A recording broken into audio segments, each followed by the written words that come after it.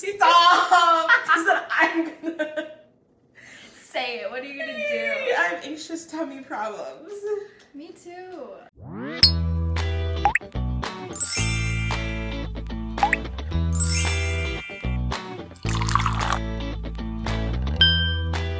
Everyone, I'm Dani and this is Myria and we are Cosmetic Chemists. Come get ready with us as we introduce ourselves to you.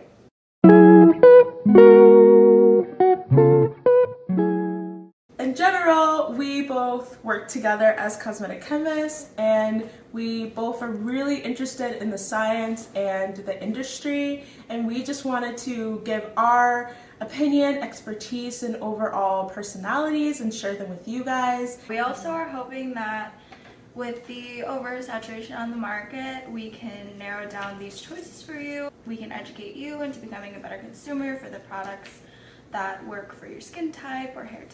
We're going to get ready and also answer questions that we think you guys would like to know about us. So starting off, what got us into cosmetics and interested in cosmetics? What got me interested in cosmetics, for context, we're 2000s babies. So we kind of grew up as teenagers with the surge of beauty influencers, just having that knowledge, knowing how you can use different makeup, cosmetics, like personal care products to just elevate your lifestyle and or like beautify yourself was really interesting to me. Growing up, I never felt a calling per se towards any one profession until I discovered that you could make your own products. Ever since then, I had just pursued this passion of like, okay, I want to be a cosmetic chemist and I want to be in the cosmetic industry. I feel like I'm really well versed on what's trending you are, in the and industry you're really right now. good at that. I'm awful. I think makeup is where my heart is. Makeup and skincare. Yeah, and my heart is definitely in hair. Everyone I knew that looked like me and had similar hair types as me, they always permed their hair or did really intense treatments to it and like straightened it every day. That's just how I grew up, and there wasn't really anything different. I wanted to have long, beautiful hair and I wanted to take care of it, but it just seemed so impossible and I had no idea where to start, nor like products to use. And so I actually started going on YouTube and just like seeing what worked and like creating my own. In that, I found so much power, having so much control over what I was putting on my hair and understanding what I was doing. I already was in love with chemistry and I knew I wanted to do something in chemistry, and it kind of all just worked out. So I was able to like kind of combine both of my passions of like understanding and making cosmetics with chemistry, which is like my first love. What was the first types of products you made? The first product I made so many things.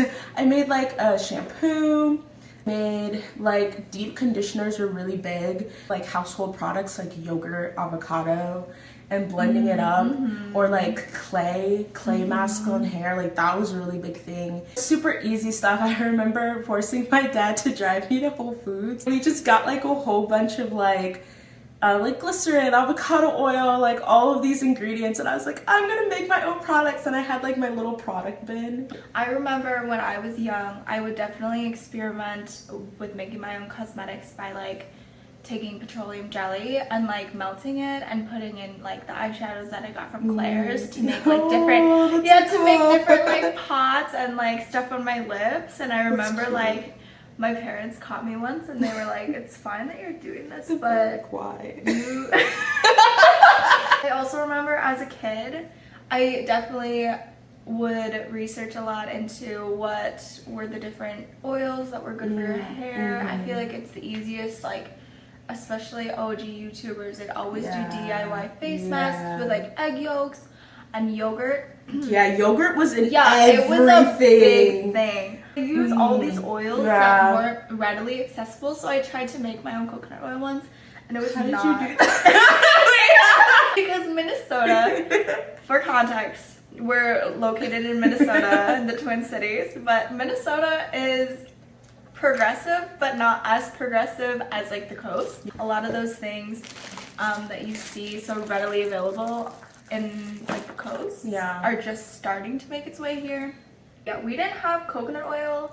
That's so wild. We didn't have coconut oil till like 2015. I know like one thing I was really happy about on my journey was like I lived right around the street, that's not English. Halo running up and down the block. I was on the block with my hair out. But I lived like right down the block from like a beauty supply store. I don't know. I grew up like with this huge kind of like stigma against like wearing like extensions and stuff like that, and like it was just really unfortunate because there were only so many things I could do with my hair. And I remember when I was young, my hair was so long, and then like at the age of 12, my mom was like, you gotta learn how to take care of your own hair. I'm done. Because I have a lot of hair and it's really thick. And so I was like, okay, I gotta learn how to do this so I don't look crazy. It was just like, it was a big learning curve, I think. And I was really lucky because like the first job I got out of high school was working customer service for this like online beauty supply store. I had to learn about different types of like wigs and weaves and like extensions, and like I had to learn all of the different color codes because like when you buy hair you buy like a specific color. Like 1 is like jet black, 1B is like a little bit lighter, like 2 is like a little bit lighter, like stuff like that. And I had to learn all of that stuff, and it was so helpful because it really got like me more well versed in like different aspects of hair. That's kind of how I learned how to do my own hair, by like being exposed to it. I feel like it's the same with me in makeup. Like I don't think I'm amazing at makeup, but definitely as an adult I'm realizing I feel that my makeup skills are better than most people our age, which is interesting because I thought like that was just a skill every person who was interested in like makeup kind of picked up on, or like was interested in using makeup picked up on. I feel like my parents were definitely the type of people that didn't really care about investing in their looks. I come from, you know, my parents were first gen immigrants. I'm Hmong, so we immigrated here during the Vietnam War. My parents were sponsored through a church, and they had met each other since they were kids, and they just like, you know, decided to stay with each other. And I think growing up in the culture of having so little and needing to only have the things necessary to survive, like my parents definitely didn't know how to splurge on themselves, even though they had pretty prestigious degrees. Like my mom is a lawyer, my dad's a doctor. They hadn't learned how to splurge on themselves or how to like feel comfortable spending money on luxury things to just like feel good until they were maybe in their 40s. They definitely, growing up, didn't prioritize makeup, skincare, body care.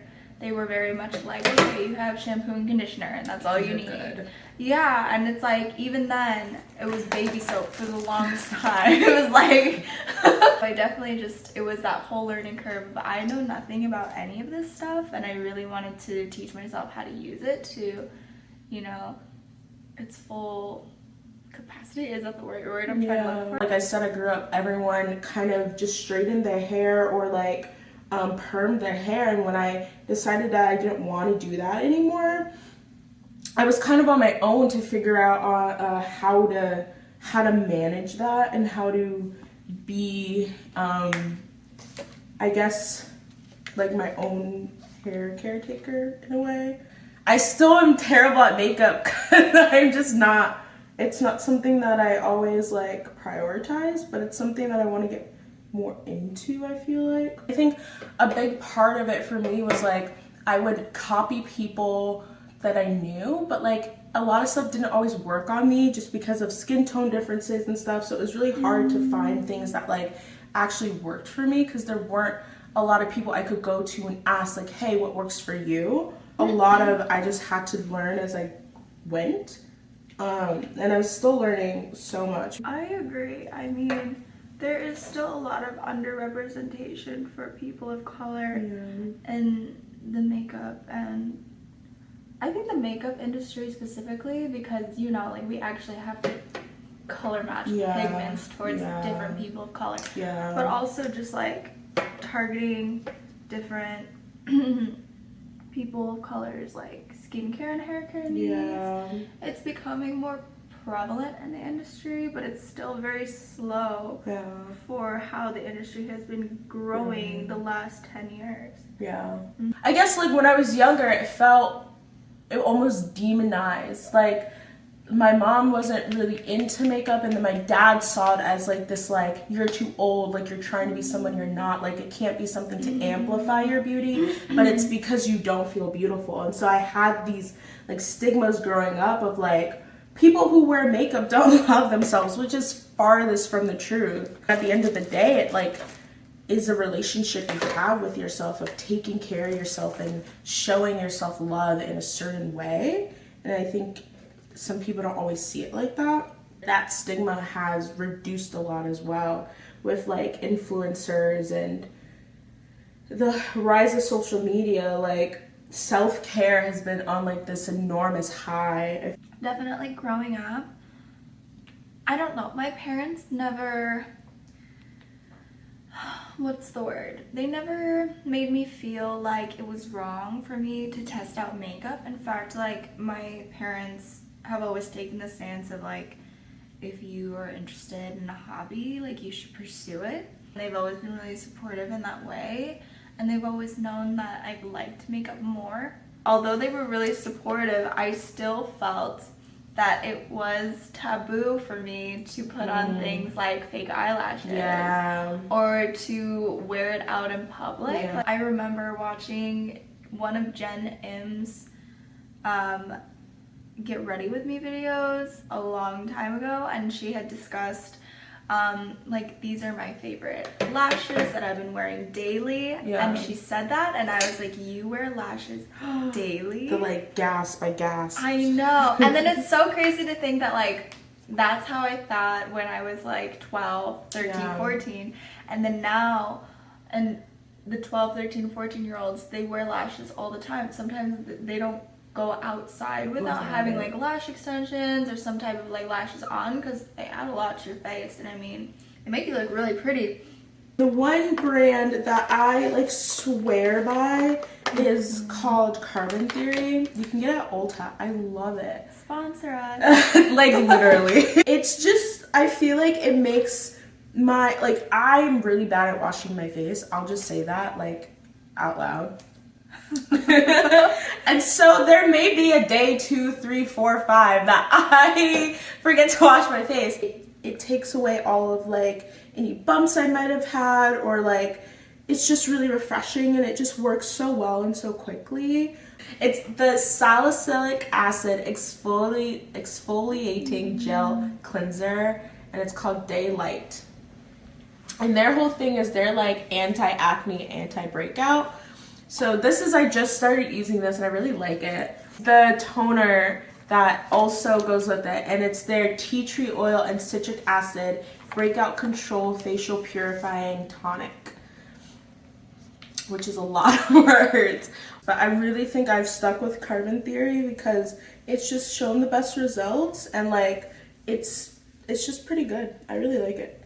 But it is hard to find. Like, a lot of their line is just, like, only available in the UK. It's a UK brand.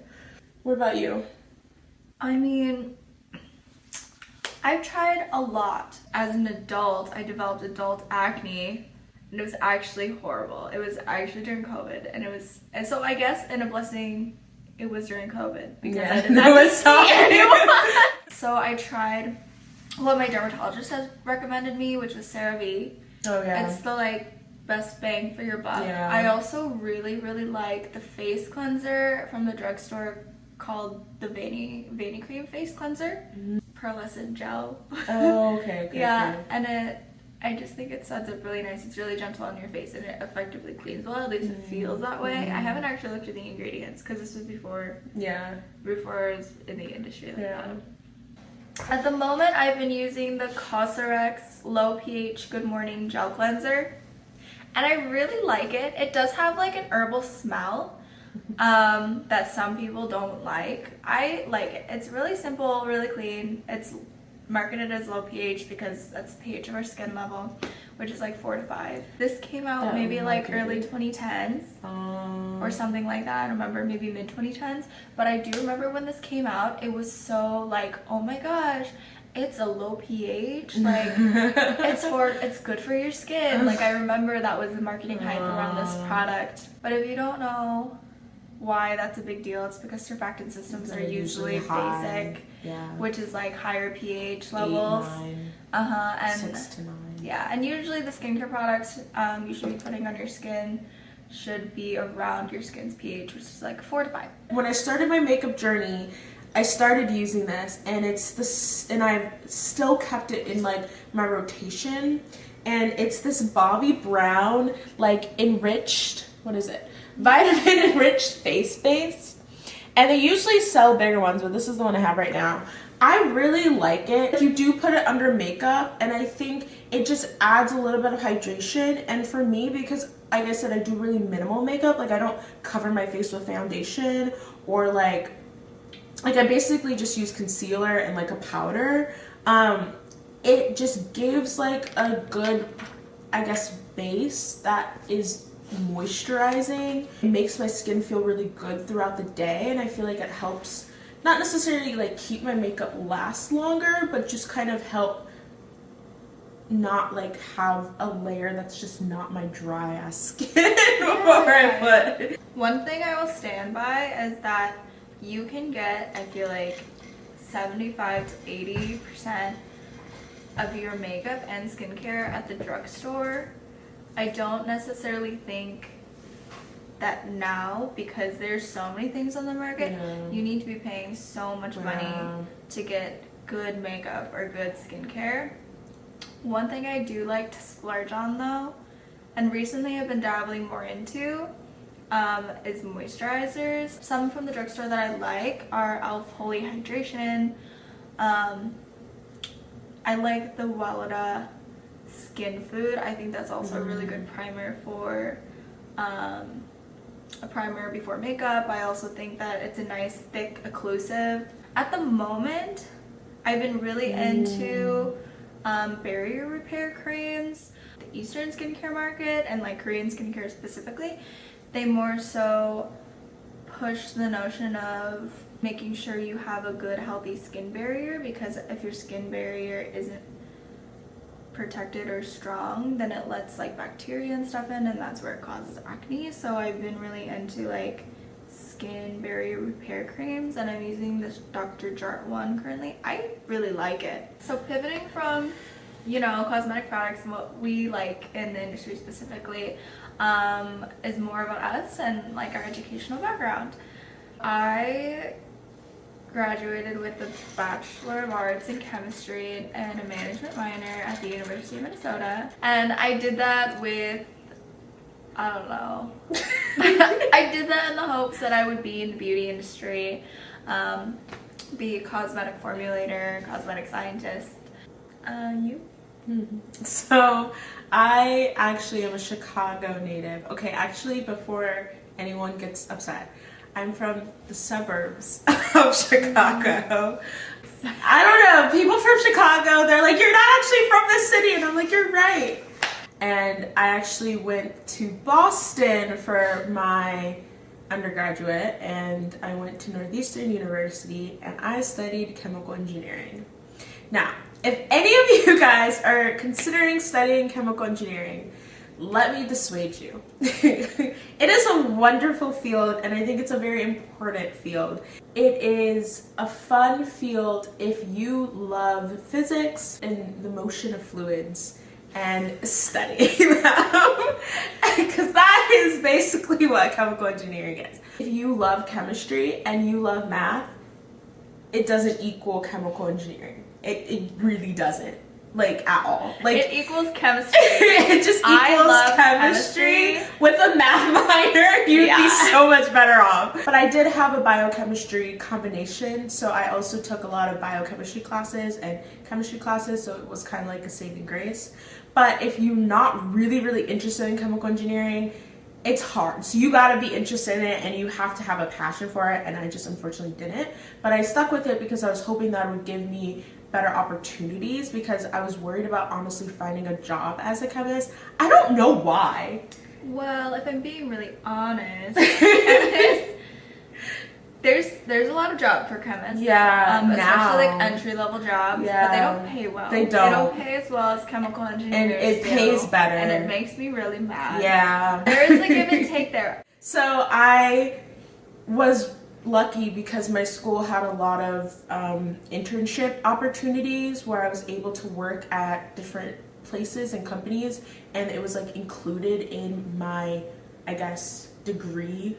So I was able to do 3 opportunities, and I started in material science, and I was so proud, like, that I just kind of fell into it, but I was really happy I did, because a lot of the principles in material science are really able to cross over into cosmetics, because it's all about interactions on surfaces.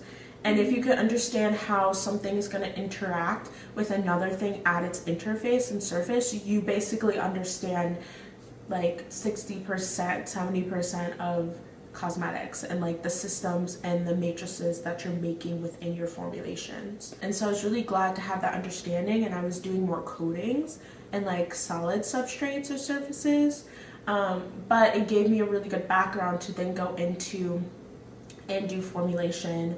And I did mostly hair care because, like I said, that's kind of more of my area expertise, but I was really happy kind of like learning how to formulate, and I was able to live in London, which is really nice. Lastly, I worked in the food industry, which was also material science, but this was a different type of material science where it was understanding and optimizing certain characteristics of a substance. So yeah, that kind of all just led me to what is it? Cosmetics. And then I moved to Minnesota. And then we met. Yeah, so we know each other because we're co-workers. Yeah. She just we followed me will not home. disclose where we work, and if you know us, no you don't. You've never seen us before. Exactly. Anywho, we're just kind of doing this for fun. You know, it's nice to just put our opinions out there about the cosmetic industry because we're so passionate about it. Yeah. Thanks for watching. Thank you for watching the whole video. It was kind of hectic. And you got to learn a lot about us. Yeah. So if you like us, and if you want to keep watching our videos and or becoming more educated about, you know, cosmetic science, hit the like and follow. And subscribe.